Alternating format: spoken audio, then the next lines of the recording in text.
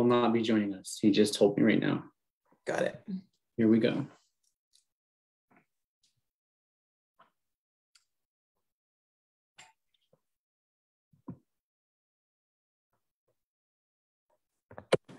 All right. Let's see here. Let's admit all of our guests. All right.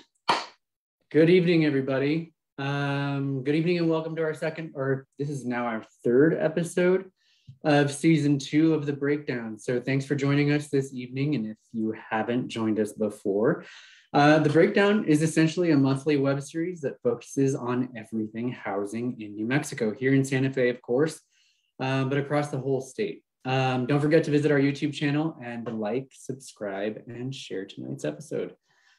So my name is Michael Barrio, and I'm the Executive Director of the Santa Fe Housing Action Coalition. And if you haven't heard of us before, we are a coalition of community partners and stakeholders that are laser focused on creating and ensuring an equitable and accessible housing landscape for all Santa Feans, which basically means we really, really care about making sure that everyone is and stays.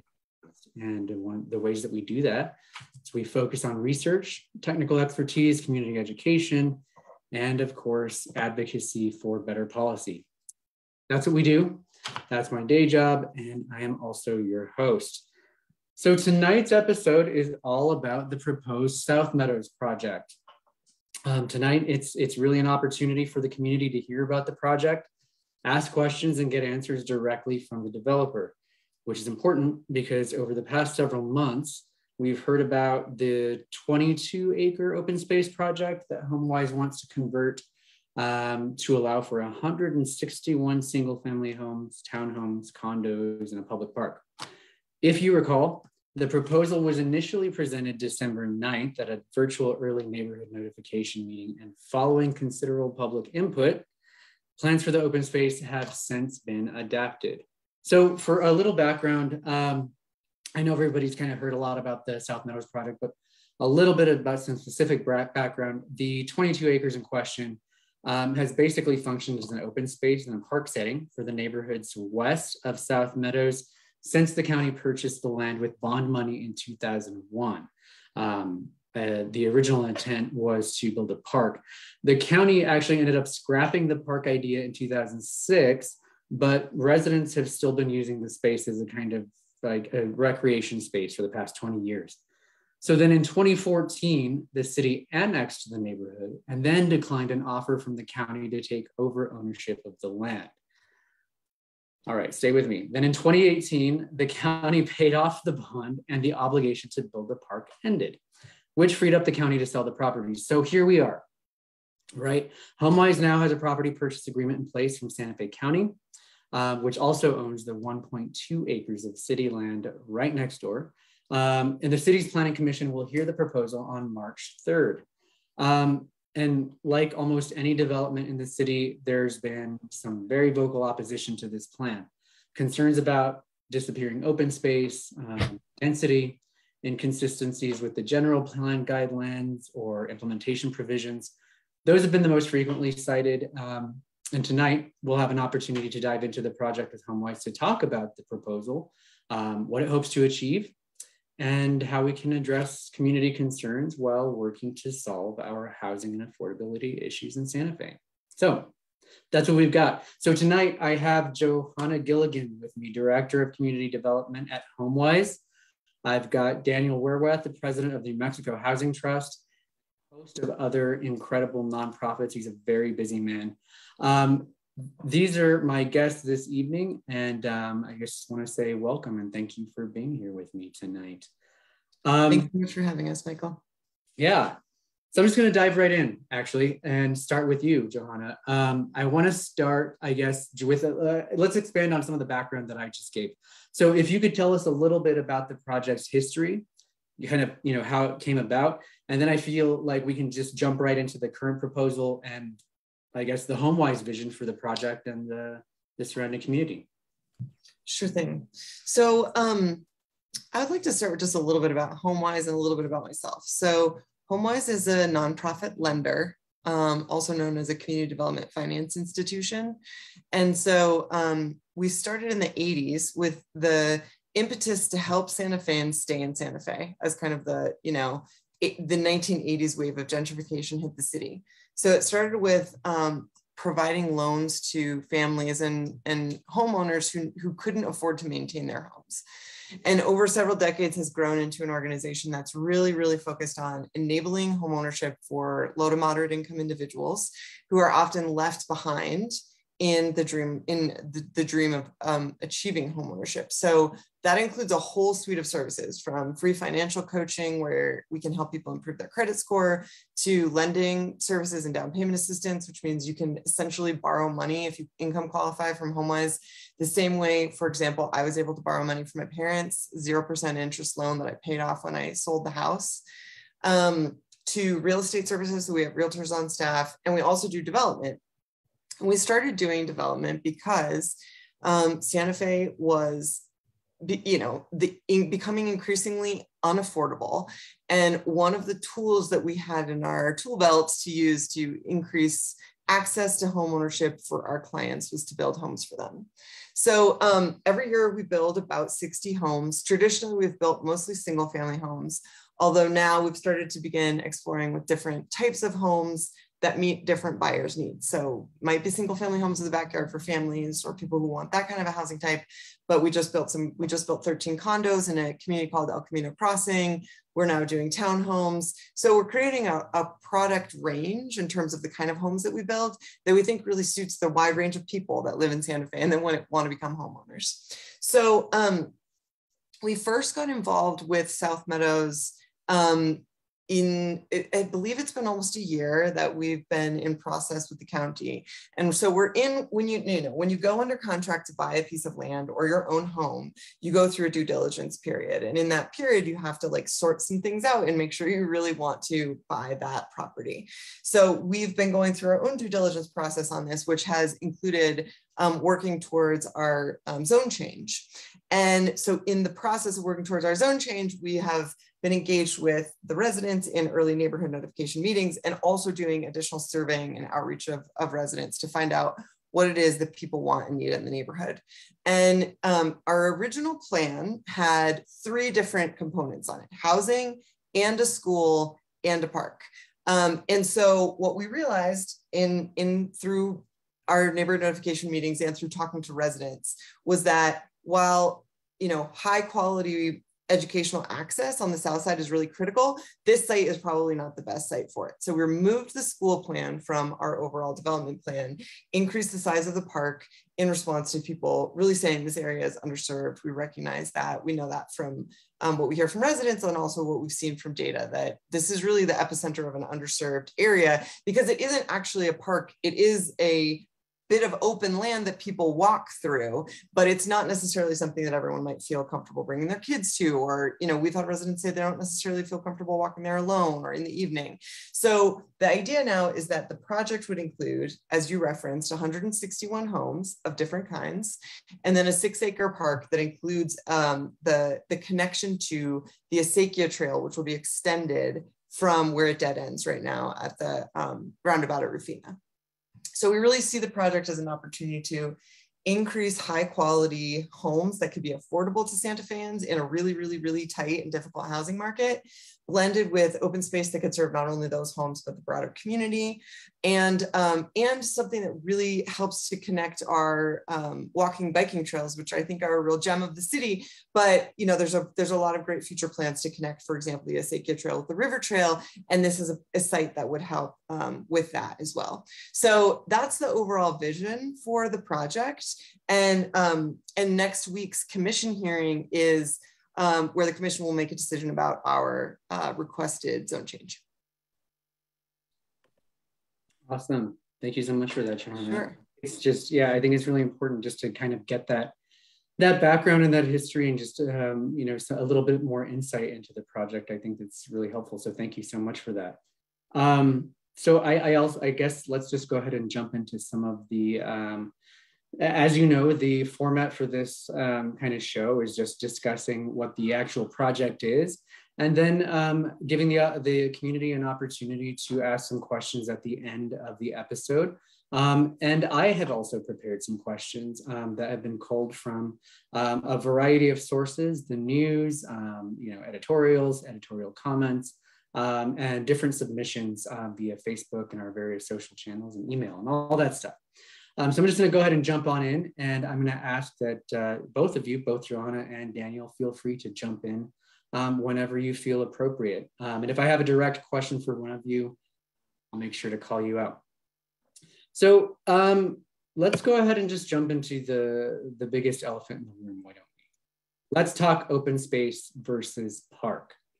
I think, as everybody knows, a major concern surrounding this project is that the space in question is currently being utilized by the surrounding residents as an open space for recreation, right? So some of the concerns are that open space in Santa Fe is going to quickly disappear, going to give way to more developments, while there also seem to be some concerns about urban sprawl that I tend to hear elsewhere. And so I guess what I suppose I'm curious about are your thoughts on balancing the need and desire for open and accessible natural space while being careful not to increase urban sprawl, and then the responsibility we have as a community to ensure that our citizens can be safely and affordably housed. How do you respond to that? Yeah, I think what you point to is a series of tensions, right? So we have an incredibly unaffordable housing market at this point, especially over the last 3 years. Prices have just gone through the roof. Median home price across the county is now above $600,000, which means you have to earn $120,000 and have $50,000 in down payment savings to get a loan where you're only putting 5% down. So that has happened because a lot of people want to live here. Santa Fe is a beautiful city, and there's a real demand on our housing market. And that demand has really definitely, that pressure, and Daniel knows this better than I do, has really gone through the roof over the last few years. So not only do we have demand from existing residents who are renters who might want to buy, we also have 37% of our workforce commuting in from outside of the city. So there's just a lot of people that want to live here. And so when you have supply demand, when you have demand outstripping supply, prices go up. And so then I'm not saying that we can only build our way out of this problem, but building homes is a necessary, although not entirely sufficient, approach that we need to take to address the affordability crisis. So if we're going to build homes, we really have three options. We can either build in and up a bit and increase density. We can build out and sprawl, or we can not build. Those are the options we have before us.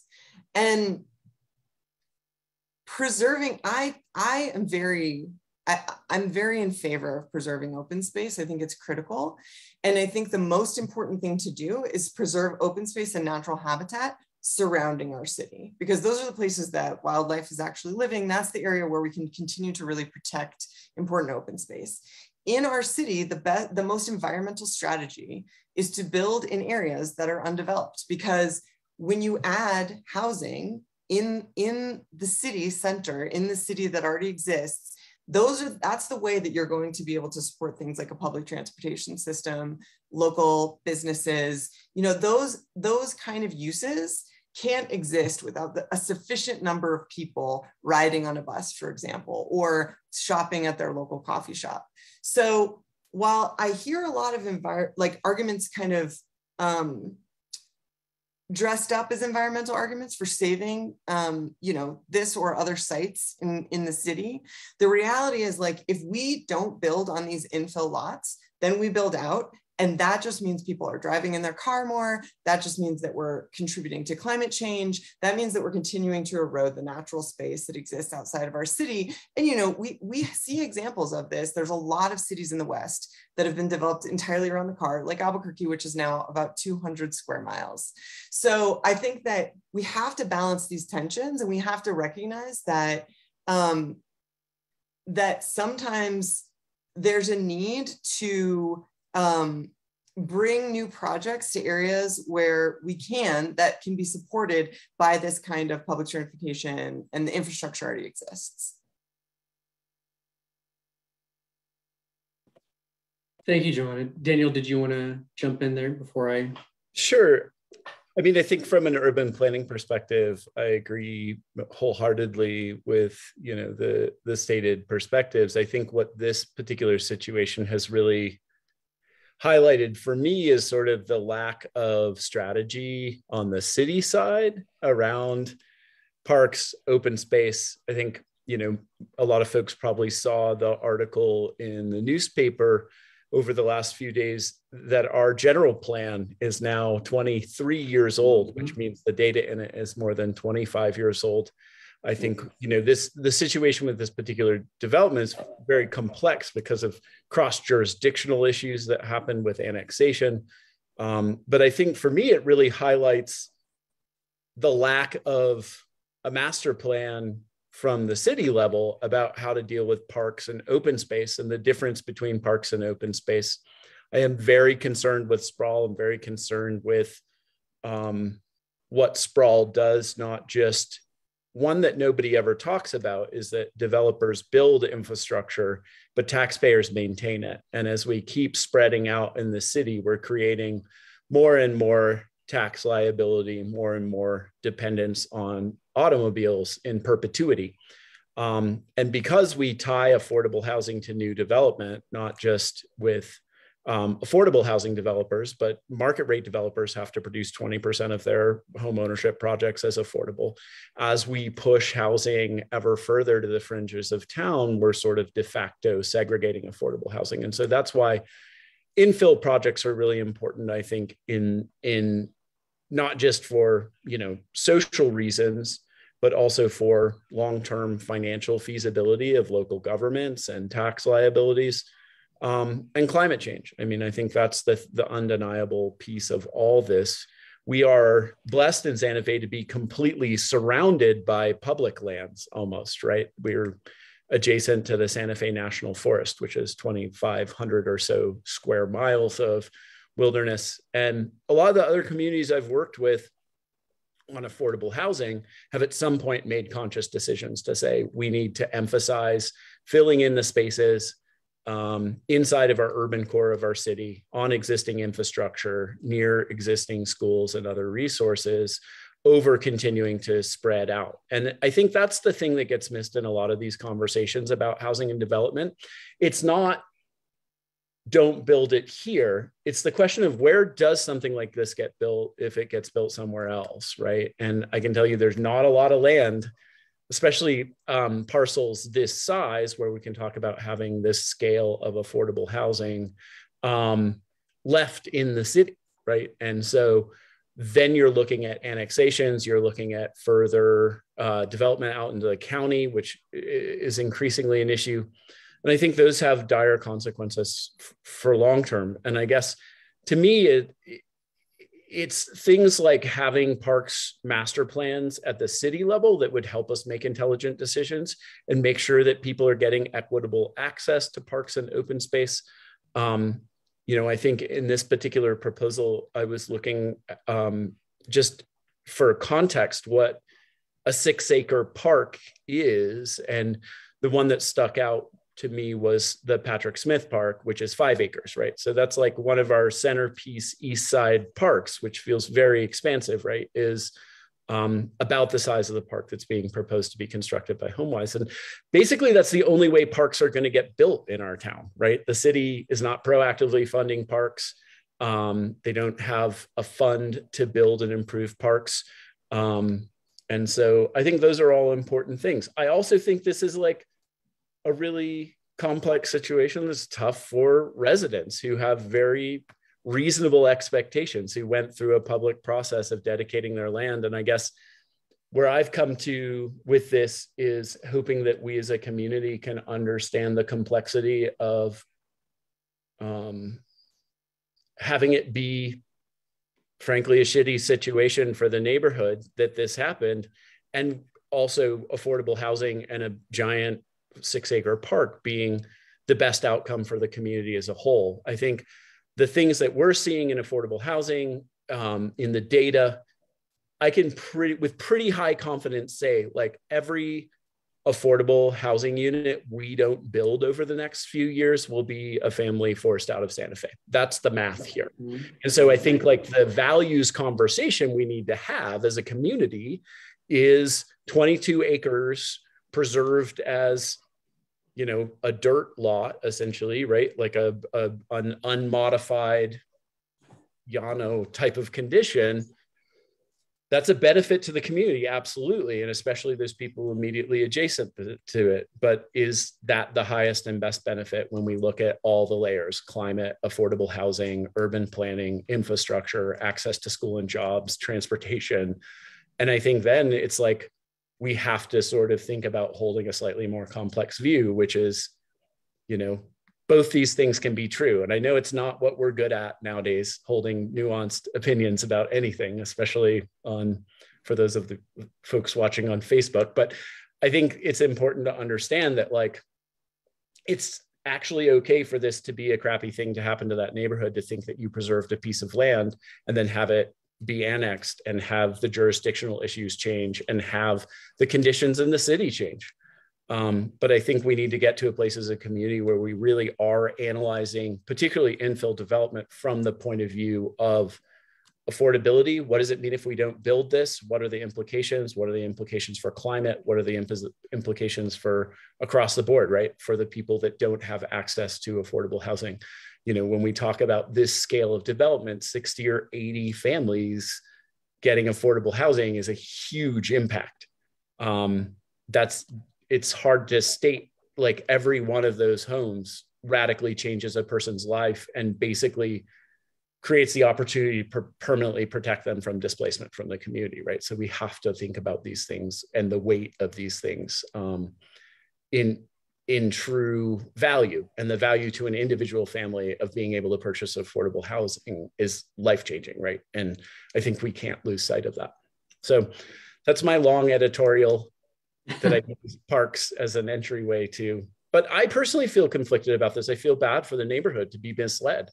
I mean, I think the biggest failure here is really among the local governments who haven't managed this well, haven't planned well, don't have a macro land use document that's newer than 25 years old, don't have a parks master plan. Like, to me, that's the story of this failure, is that people trying to do important community work are put at odds with existing communities because the city isn't doing the work around planning, around parks master planning, and these other things that are critical aspects of harmonious community development, right? And putting it all onto nonprofit developers and community activists to battle it out for the city because they haven't done their work. So, and if I could add one thing to that, I think what's important is to remember that what we're weighing here is not the option of 160 new homes that will all be below the median home price, and half of those, which will be affordable for people all the way up to 120% area median income. So as Daniel was pointing out, you know, half of those going to families that would really, really struggle otherwise to get into the housing market, plus a park that is broadly accessible and managed by the city in the most underserved part of the city for park access, and a trail connectivity. We're not comparing that to the 2001 promise of open space, because as Daniel has pointed out, sadly, that is not a possibility. So it's a false narrative to say it's either this or it's that. It's either this or it's the county selling it to somebody else, which would likely be a for-profit developer. And those people may, you know, in that scenario, may not end up with a park. And so I just think it's important, because I do understand that there was a promise made, and I'm sure that it has been very difficult for people to accept that that promise was not pursued, that didn't come to fruition. But I do think that part of what it's felt like is it's like, oh, well, we can just go back to what it was going to be. And the reality is that that is not the case. So the loss of this potential is very significant, because it doesn't mean that then you would go back to what it was going to be. It means you would go to some other development opportunity. Thanks for that detail, Johanna. And I definitely want to come back to that. And Daniel, thank you also for that context. I think it's really important. And it also, I feel like, really illustrates the complexity not only of the issue, but of this particular development, especially when we're thinking about complicating factors like affordability. And as you both obviously pointed out, Santa Fe has been facing a housing crisis for a really long time now. And as a result of the pandemic and a host of other factors, that some of which you've mentioned, we just can't ignore it anymore. And I'm not going to go over all the numbers now, but we, like you said, we know what median home prices are like now. We know that the city lacks thousands and thousands and thousands of units of affordable rental housing. We know that vacancy rates are super low, and all of that's really big. And we also know that in order to effectively address the issue, we have to focus on policy that opens and evens the playing field, right? So continued and intentional community engagement, working with the city on land use reform, just adding more housing stock. But I want to come back to this, all of those complexities considered. Let's come back to this park issue and talk about that a little bit more. So we talked about the concern about the open space going away and being replaced by a park. Let's talk about that park. Can you give us a little bit of detail about what the park is going to look like, and what the proposal is for that park, and how that potentially aims to some of the concerns about the disappearing open space? So a couple of things about that. So one, we're not at the stage where we have any kind of a design for the park. That's something that would happen if we actually are able to move beyond the next step and purchase the land. And it would be something that we would do in concert with residents. We have already done a lot of outreach to ask people what kind of uses they would want in the park. So we know that we would design something responsive to those uses. This is in one of the youngest parts of town. There's a lot of families in the area, and some of them are living in apartment buildings. So we know there's a lot of desire for uses that are good for kids, like playgrounds, uses that are good for maybe older young adults and teenagers, like basketball courts has been high on the list. So what we know we would design this park to be is a park that would be really accessible and used by a lot of people, which means that it's a multi-use park, because people go to parks for different reasons. Some people go to picnic, some people go to play a game, some people go to play basketball, some people go to play music. So we would design a space that really accommodated as many uses as possible. And we would learn what those uses would be by continuing the outreach that we've already started and making sure that we were really doing community-informed design.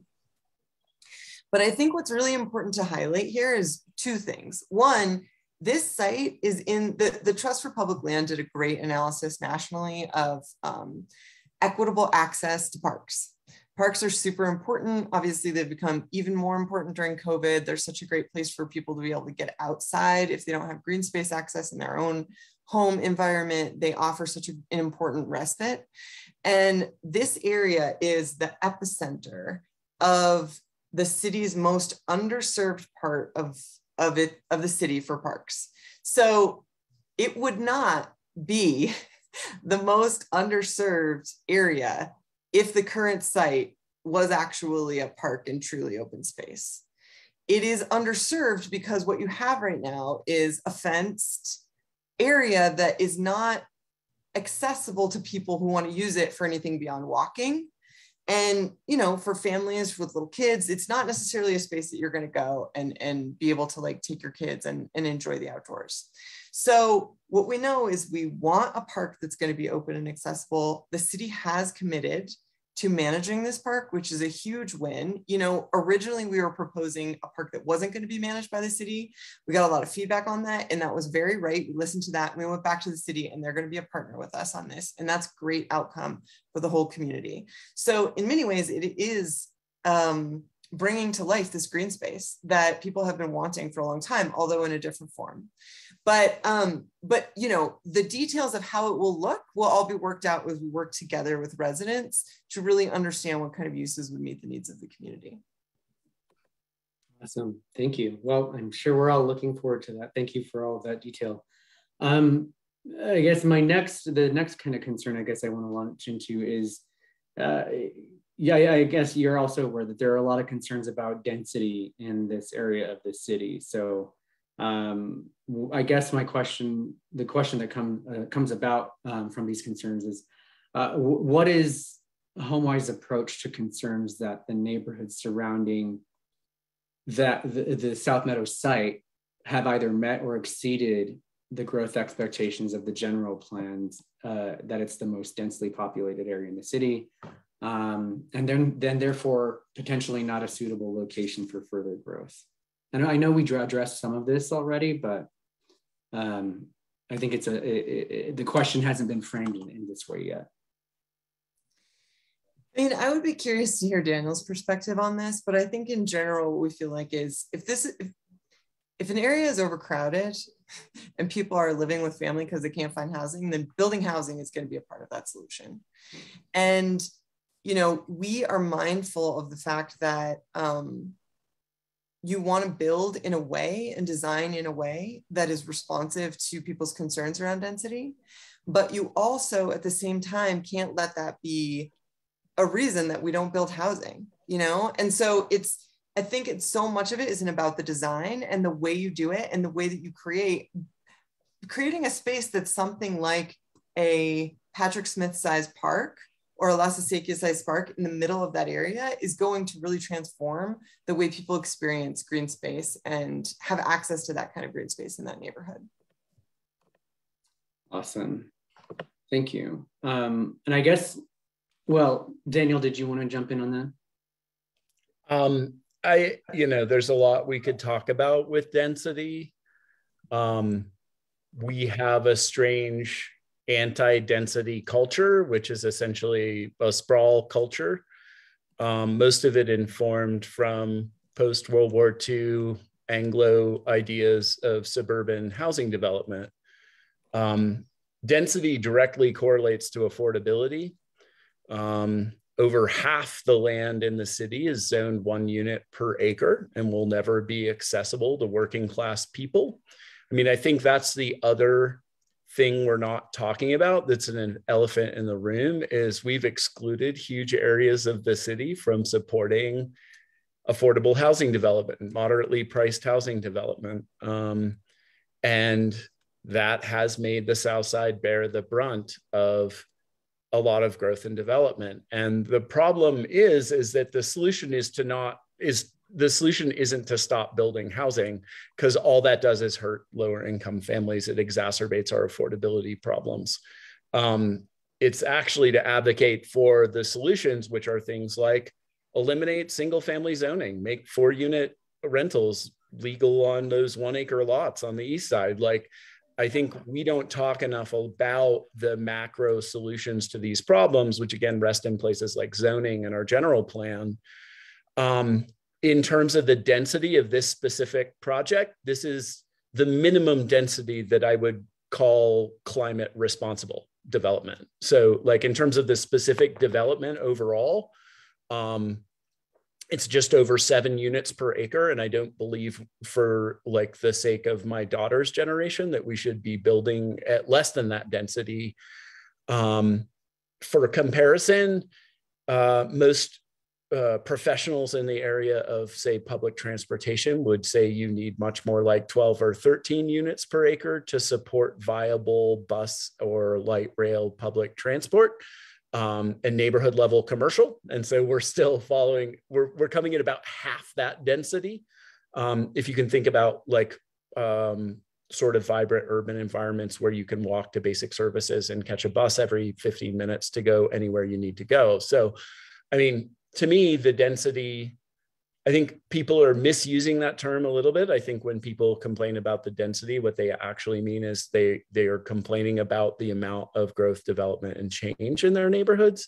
And that's real, right? Like that is a real hard thing for any neighborhood to endure. And especially this neighborhood, which, 15 years ago was, the edge of town and mostly a field. And I think that growth and change is hard to accept, and it's asking a lot of certain people in our community. My view is that every neighborhood in Santa Fe should bear some responsibility in solving our housing crisis, right? I am not the mayor. I am not a city councilor. I'm not in charge of, thank goodness, planning and zoning. But we can't make our approach to fighting back at that problem a subtractive solution that means less affordable housing, right? We've got to figure out how we balance this out, how we get the city to open areas of the city that are basically locked off to the wealthy second homeowners, and make them available to working class folks. We need to look at bigger solutions here that are additive, because to me, like I said, I really strongly believe the price increases we've seen, the static wages in our town, the wage increases in our town are low-income people being displaced. And my tracking of census data says that about 1,000 low-income families have been displaced from the community in the last 3 years, based on census data. We don't have 2020 census data. I'd be really interested to see HUD median incomes, the incomes we use to qualify people for affordable housing, actually went down in 2021, while home prices went up 30%, right? So we're in this really, really difficult situation where we sort of have to do everything we can for working class folks to have a place to live in our town. And it does really bother me that the South Side ends up bearing the brunt of that growth and development. Means that working class folks need to drive farther to the urban center of the city for jobs.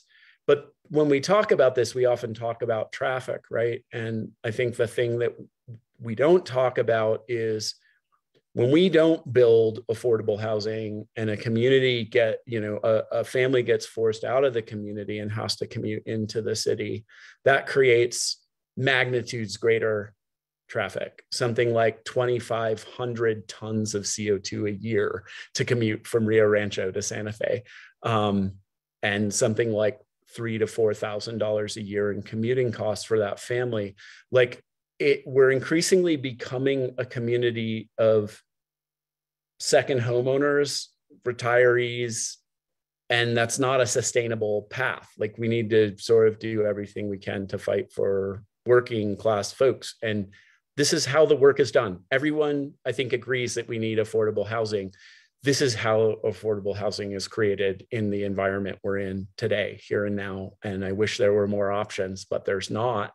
But it's not the situation that caused that problem, right? It's a bigger political question, a bigger zoning land use question, a bigger question about exclusionary zoning policies like low density zoning and historic overlays and highway corridor protection overlays that exempt huge areas of the city from bearing any of the brunt of growth and development and affordable housing creation. Yeah. So it's complicated is what you're saying. just a little. I'd like just to add one thing to what Daniel's saying, which is really important, which is that the CO2 emissions coming from Santa Fe County, between 10 and 25% of that is coming from people commuting in and out for work. So it is a very real thing that we need to address. And we need to address that by building housing that people can afford to buy or afford to rent where they live. And so I just think that when we zoom out on this, it's really, really critical. It becomes clearer and clearer to me how critical it is when we think about the macro impacts of sprawl development on people, on families, on the environment. When we think about the pressure that Daniel's talking about on lower income residents, and then the pressure that puts on the environment because these people are having to travel so far to get to work. I think it really helps clarify, to Daniel's point, that these are the options that we have, and we need to be bold in pursuing projects like this one that have a bold vision to create affordable homes for Santa Feans. Right, and again, I think this also continues to illustrate just how many layers there are and how complex this issue is, and that it's more than just about one particular development or project, right? But speaking of complexity and bringing it back to this specific project, my next question speaks to this complexity as well, and is a little bit related to my last question, and in that there's also a concern that, we're talking about the addition of all of these homes, right? So there's a concern that the addition of so many more market rate homes will potentially impact surrounding home prices, rents, and property taxes, and then displacement over time. Can you speak to the potential for some of these negative externalities, I'll call them, that could impact the sustainability or cohesion of the community as it currently exists? Are there ways for Homewise to mitigate some of those? I think the challenge here is that homes, the value of homes have gone up no matter where you live in Santa Fe over the last few years, because the values of all homes have risen. So building new homes is not going to contribute to that. Like these are macroeconomic trends that are not necessarily related to a single development, right? And so I think that we have a very keen eye on community development, a very keen eye on how do we create communities and try to avoid displacement. And we think the number one way to avoid displacement is to help people own. It's not the only way. There's a lot of ways, and there needs to be a range of strategies and a continuum of strategies. But the tool that we have is to help people own their own homes. And when people own their own homes, they are able to do two critical things. One, decide when they sell, and two, build equity in their homes, which is something that you're not able to do when you rent. And of course, a city's housing makeup is made up of ownership and rental opportunities. So I'm not saying it's like something that should be all one way or the other, but we think that one of the most important anti-displacement opportunities is ownership. And in addition to that, we think that ownership is such a critical opportunity for addressing wealth, the racial wealth gap, and other ways that people have been excluded from the opportunity to build wealth, because the majority of Americans have the majority of their wealth in their home. So the opportunity for 80 individuals and families to get in at home prices that are truly affordable to them. So for example, a one-bedroom home at the city's affordability rate is $128,500. That is hugely different. So there's a vast gap between that price point and our median home price at this time. So we're talking about 80 homes that are somewhere in a range of $128,000 and up, but actually truly meaningfully affordable to families and residents. So I just think it's important to contextualize how home prices go up. And that's something that's right now happening really at a macro trend. It's happening nationally. And a single project is not the thing that's going to make or break home values anywhere in Santa Fe. I'd just jump in and say the only guaranteed way to drive up home prices is to cut off supply, right? Like the underlying problem that we have in our community is a huge supply deficit that comes from a lack of production after the 2009 economic crisis and exclusionary zoning policies that make land use approvals difficult in Santa Fe, low density zoning. We have a lot of artificial constraints on housing creation, right? And that's the base level, right? The only guaranteed way to drive up prices is to cut off housing supply, because the demand is just growing in Santa Fe. Now, when we think about this type of dynamic of like gentrification and displacement and through rising property values, right? Like if this project was proposed to be a high-end project, that could have real impacts, right? That if this was going to be a luxury development, that could have a real impact. But I think one of the places we sort of fall down in our community dialogues around this stuff is long-term affordable housing is actually how you stabilize prices in neighborhoods, how you make sure that lower income people have ownership and equity opportunities in their neighborhoods. It's the exact opposite. And it does have a disruptive effect. New development has a disruptive effect. And I don't mean to say that that isn't a real thing, but we have to understand that there are good and bad types of development. This is not the bad type of development. This is literally the best type of development that we can hope for. Santa Fe is going to grow. How does it grow?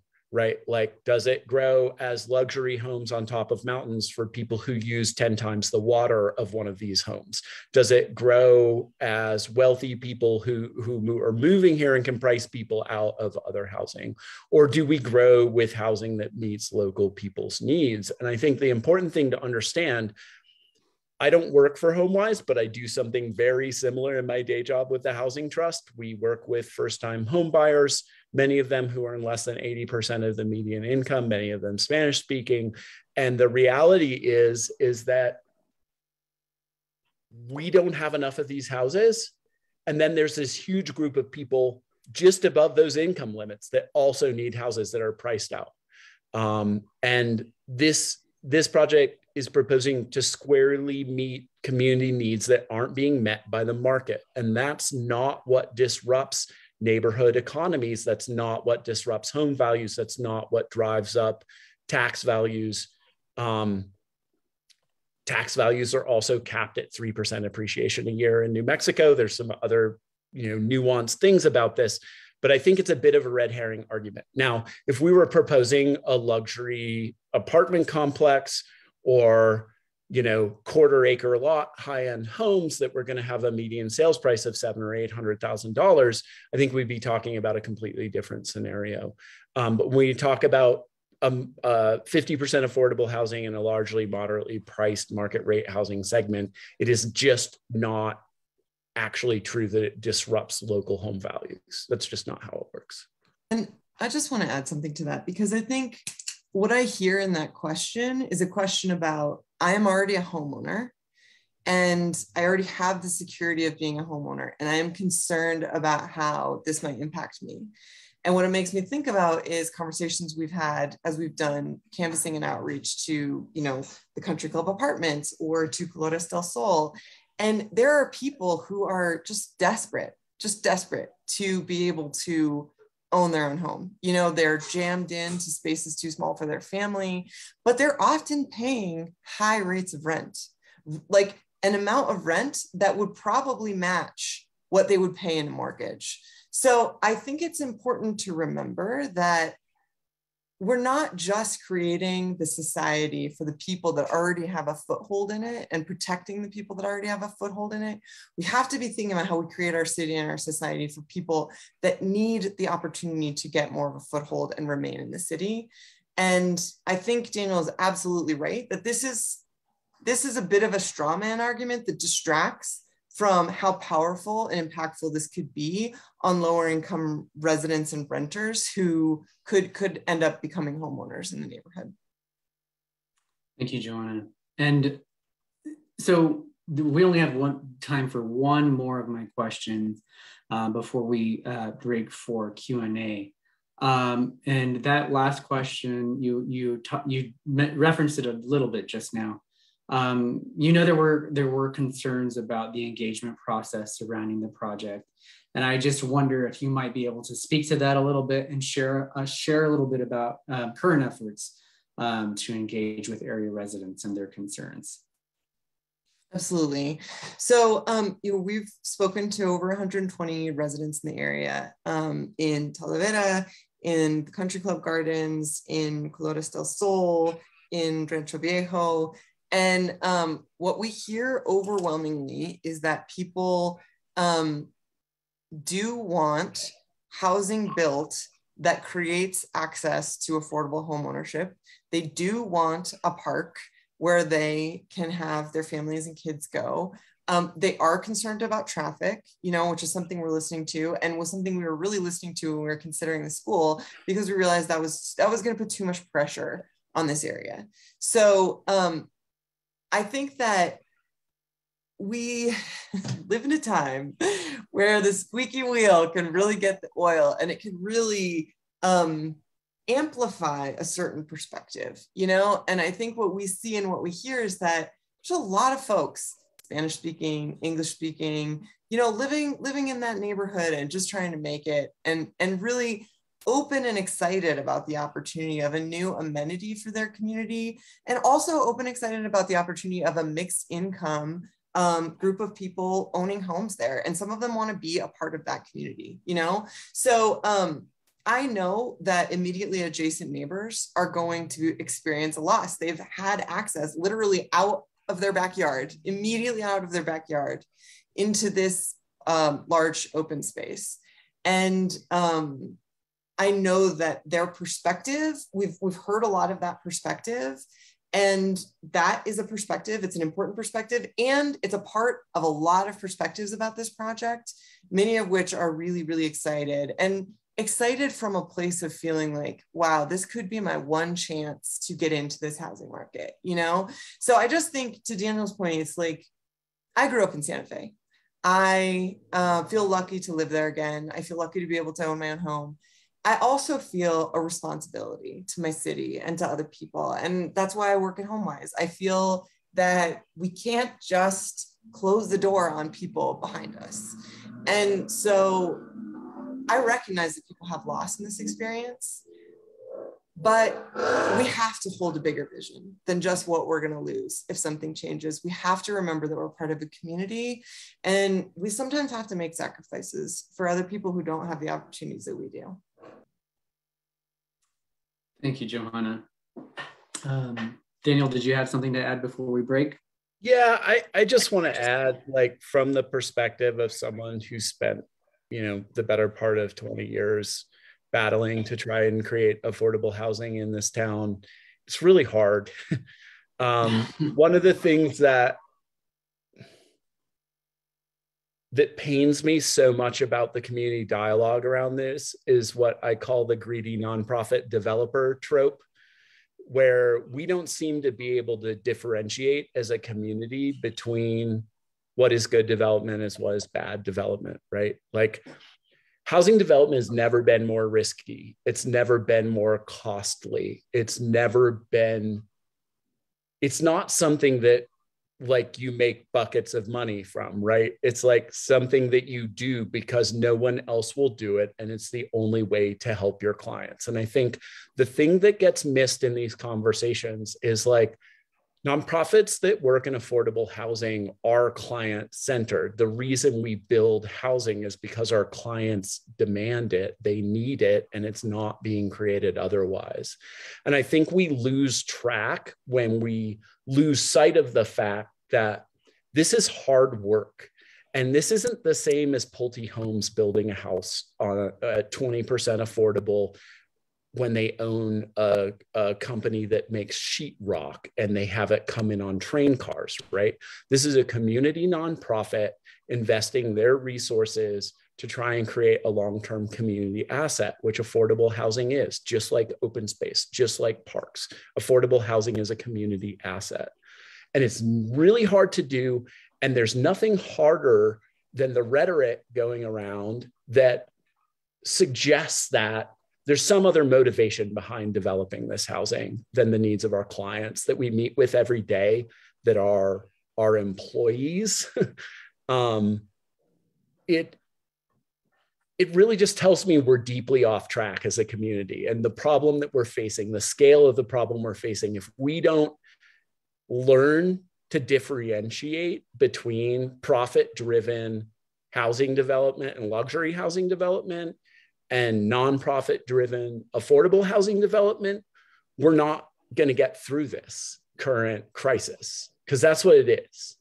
We're at levels that are unprecedented in terms of affordability and the challenges facing working families.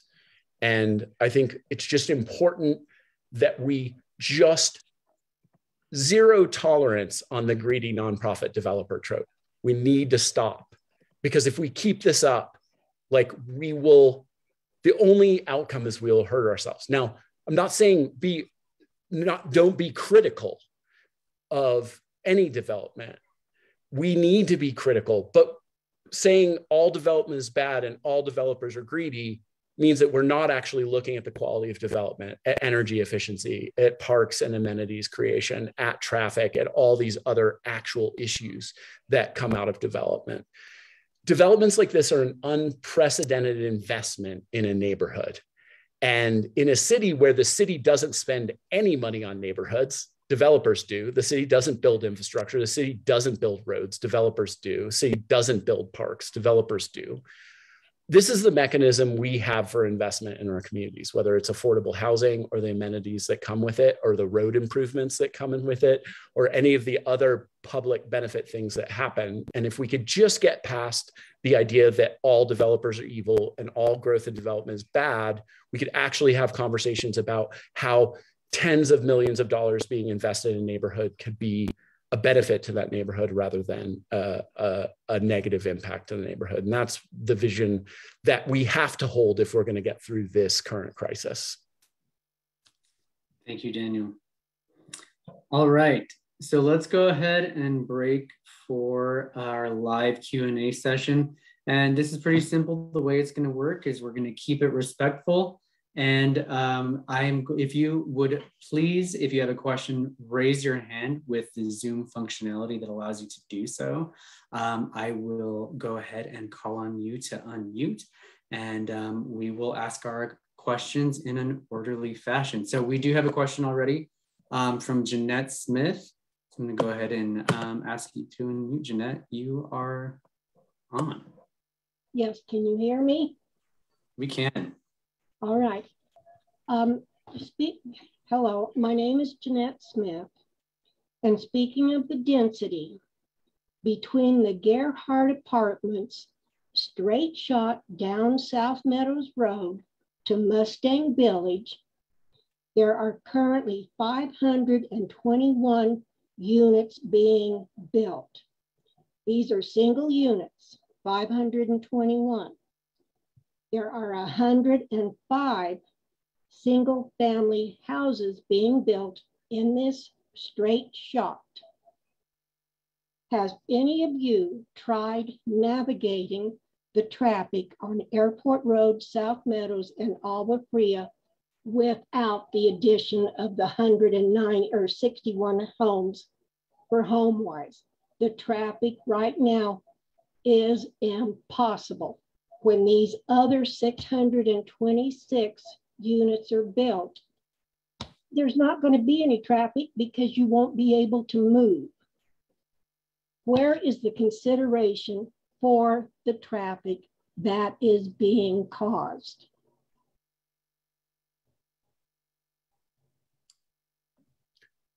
So I think that we understand that traffic can be burdensome, and that is a solution. The solution to addressing the traffic issue is not to never build anything else.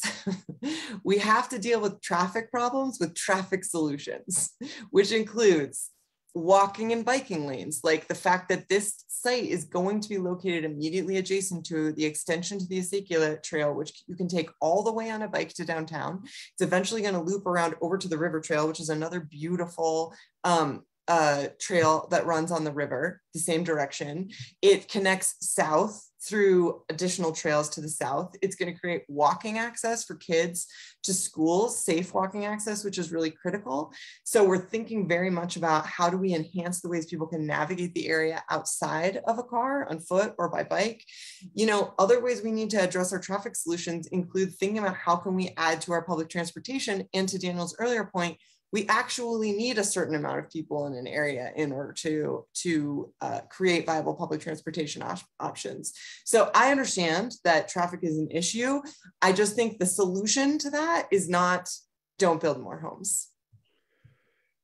I can also say, so just from a technical level, how this is dealt with at the city as part of a development plan approval process, you have to look at traffic and traffic impacts, and the developer is responsible for any traffic improvements required to mitigate those traffic impacts. So that's just a starting point for the conversation of how this works in the community. I think the other thing that is just hard for people to understand is that the traffic you see, just because it's happened at the same time that a lot of housing growth has happened, doesn't necessarily mean that housing is the driver of that traffic. Typically, commercial amenities are much larger drivers of traffic.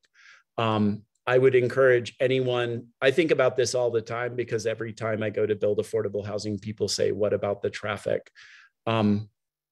I'd encourage anyone who's like curious about traffic generation from housing to just go to the corner of like Zafferano and San Ysidro. There's about 500 apartment units right there, and sit there from like 8 to 9 a.m. and count the cars that come out of there.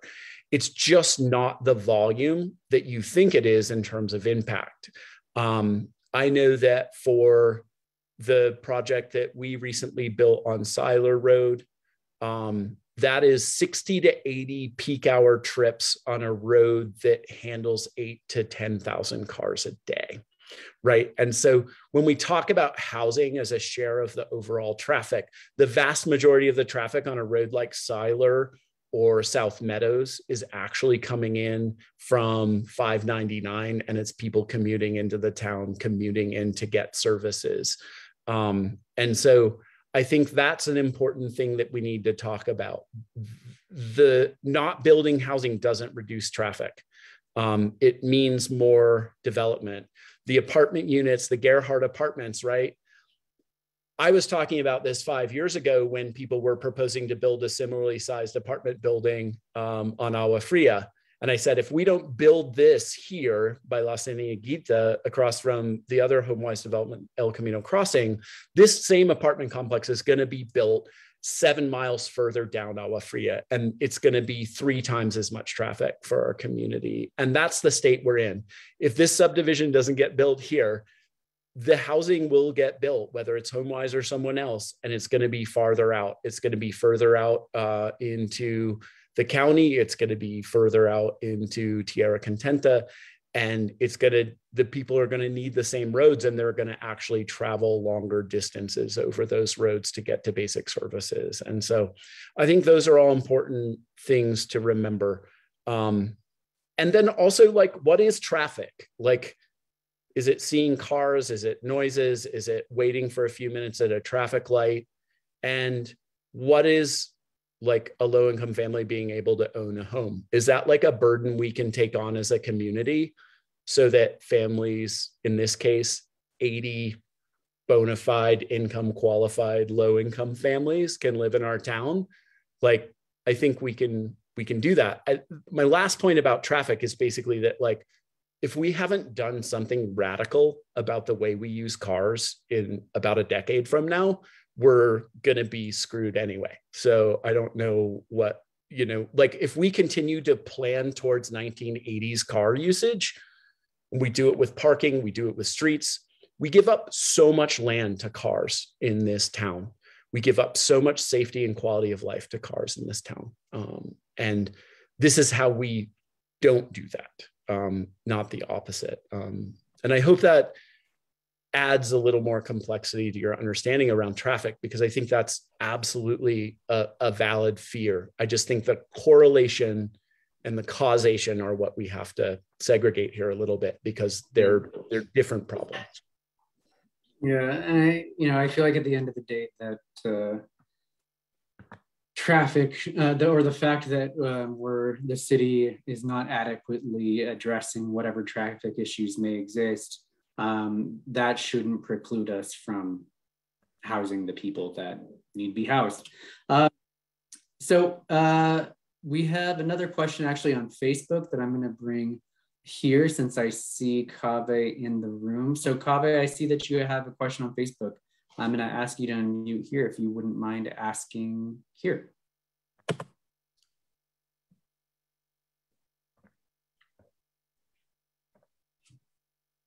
And if he is not there, I can ask for him. So the question is, and this will go to you, Johanna, with about 10 units per acre, he's wondering what the building mix is going to look like. Does Homewise have any preliminary plans that you can share? We do, and there's a website that you can check out called lospradosnm.com with more details there, but it's going to be a fairly equal mix between single family homes, townhomes, and condos. So really building for a mix of types, as Daniel was referring to earlier. Higher density helps create higher affordability, but also people want to live in different kinds of housing types. So we're really trying to build a blend of housing types for the community. Awesome, thank you. Okay. I don't believe we have any other questions from the audience. All right, so I think that about closes us out for the evening, but I just want to, before we close out, I say I feel like this, first, thank you to Daniel and Johanna for joining me this evening, and for all of you that joined us to listen in and ask questions and send questions in. I think that this conversation really helps to demonstrate the importance of discussions like these, why it's important to engage with each other, to hear about the details and the vision behind the various developments and projects and initiatives surrounding housing that are taking place in and around our city. It's just really important to learn about these in detail and to share our perspectives. And I also want to take the time to remind the audience again that this project will be heard, the proposal will be heard by the Planning Commission on March 3rd, and you can visit the city's website for details there. And again, Daniel, Johanna, thank you so much for being with me this evening. Before we say goodbye, do you have any closing remarks that you'd like to leave us with? No, thank you so much, Michael. This was a great conversation. Daniel, always love hearing your perspective.